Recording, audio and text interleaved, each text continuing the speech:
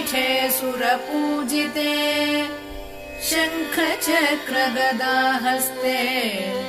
महालक्ष्मी नमोऽस्तुते।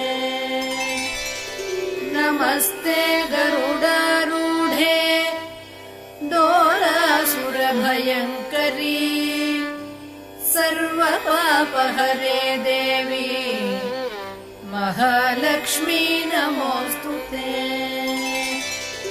सर्वज्ञे सर्ववरदे सर्वदुष्टभयङ्करी सर्वदुःखहरे देवी महालक्ष्मी